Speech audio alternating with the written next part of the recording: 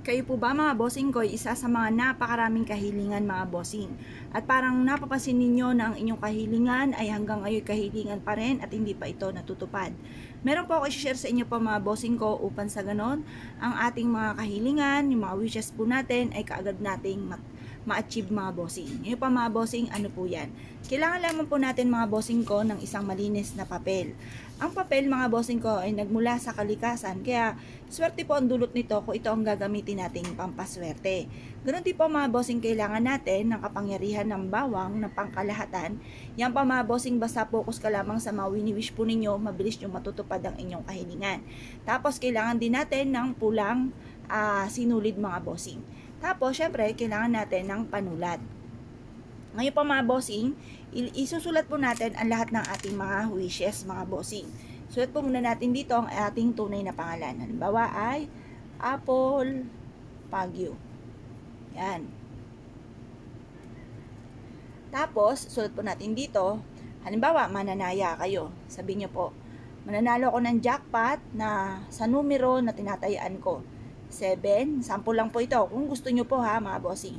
7, tapos edad ko ay 41, edad ng aking mister ay 43, edad ng aking panganay 18, edad ng aking bunso ay 10, tapos pili pa kayo ng favorite number ninyo mga bossing. Favorite ko po, sabihin na natin 5. Yan. Tapos sulat nyo po dito, mananalo ako ng jackpot. Yan. Pagkatapos, sulat nyo rin po dito, magkakaroon ako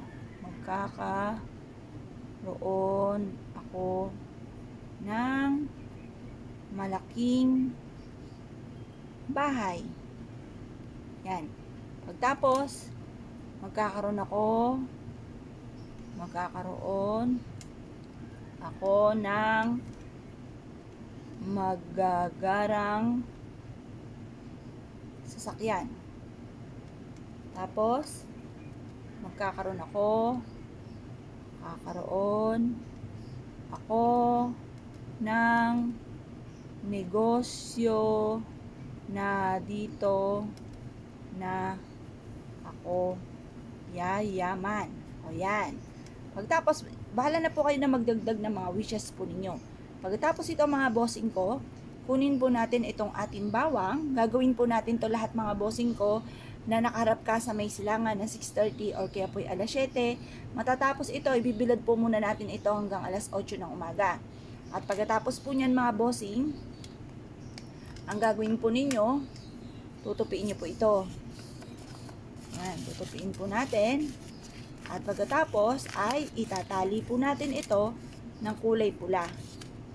Tapos, tatalian po natin siya. Yan. Ngayon, habang tinatali po natin to, paulit-ulit tayo nagwi-wish, nasa pamamagitan nito, matutupad lahat ang mga kahilingan ko, lahat ang mga pangarap ko, ngayong taon na ito ng 2023 ay matutupad.